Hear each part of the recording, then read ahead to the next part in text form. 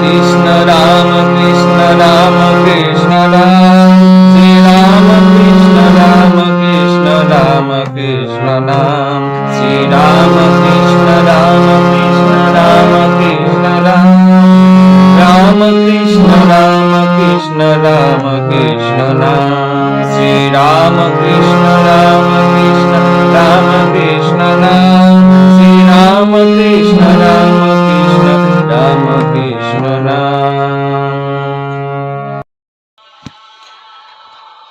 ওম নমো ভগবতে রামকৃষ্ণায় নমো নমঃ। শ্রী শ্রী রামকৃষ্ণ কথামৃত প্রথম খণ্ড এর আজ পঞ্চম পরিচ্ছেদ আমরা পাঠ করব। অভ্যাস যোগ, দুই পথ বিচার ও ভক্তি। বেলা ৩টা। মারোয়ারি ভক্তেরা মেঝেতে বসিয়া ঠাকুরকে প্রশ্ন করিতেছেন। মাস্টার রাকাল ও অন্যান্য ভক্তেরাও ঘরে আছেন। মারোয়ারি ভক্ত: মহারাজ, উপায় কি?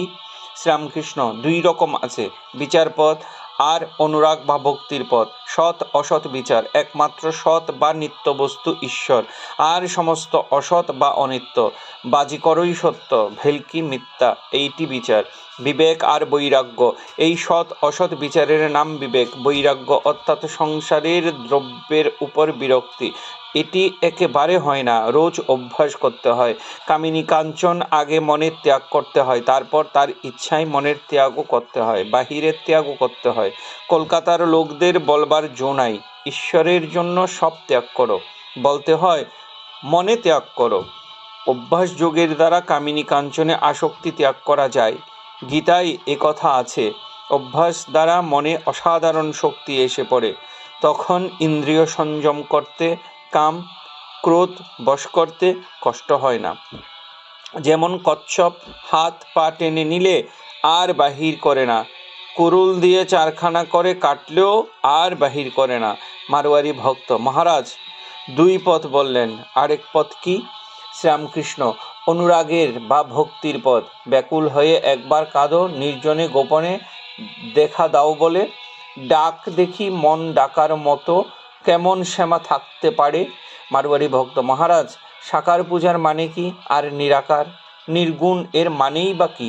শ্রীরামকৃষ্ণ: যেমন বাপের ফটোগ্রাফ দেখলে বাপকে মনে পড়ে, তেমনি প্রতিমাই পূজা করতে করতে সত্যের রূপ উদ্দীপন হয়।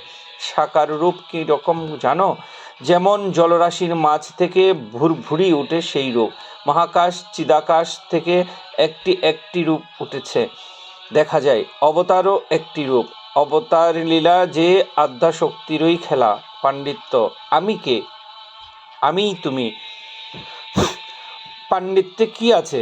ব্যাকুল হয়ে ডাকলে তাকে পাওয়া যায়। নানা বিষয় জানবার দরকার নাই। যিনি আচার্য তারই 5টা জানা দরকার। অপরকে বধ করবার জন্য ঢাল তলোয়ার চাই, আপনাকে বধ করবার জন্য একটি ছুঁচ বা নরুন হলেই হয়। আমি কে? এইটি খুঁজতে গেলে তাকেই পাওয়া যায়। আমি কি মাংস না হাড়, না রক্ত না মজ্জা, না মন না বুদ্ধি? শেষে বিচারে দেখা যায় যে আমি এসব কিছুই নয়। নেতি নেতি আত্মা ধরবার ছোবার জো নাই। তিনি নির্গুণ নিরুপাদি, কিন্তু ভক্তিমতে তিনি সগুণ। চিন্ময় শ্যাম শ্যাম চিন্ময় ধ্যান, সব চিন্ময়। মারোয়ারি ভক্তেরা প্রণাম করিয়া বিদায় গ্রহণ করিলেন। দক্ষিণেশ্বরে সন্ধ্যা ও আরতি। সন্ধ্যা হইল, ঠাকুর গঙ্গা দর্শন করিতেছেন। ঘরে প্রদীপ জ্বালা হইল। শ্রীরামকৃষ্ণ জগন্মাতার নাম করিতেছেন ও খাটটিতে উপবিষ্ট হইয়া তাহার চিন্তা করিতেছেন।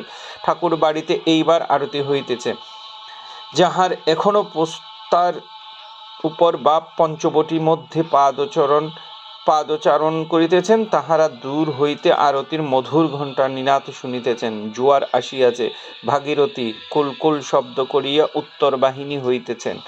আরতির মধুর শব্দ কুলকুল শব্দের সহিত মিশ্রিত হইয়া আরো মধুর হইয়াছে। এই সকলের মধ্যে প্রেমোন্মুক্ত ঠাকুর শ্রীরামকৃষ্ণ বসিয়া আছেন। সকলেই মধুর, হৃদয় মধুরময়, মধু মধু মধু। এখানেই পঞ্চম পরিচ্ছেদের সমাপ্তি। ওম নমো ভগবতে রামকৃষ্ণায় নমো নমঃ।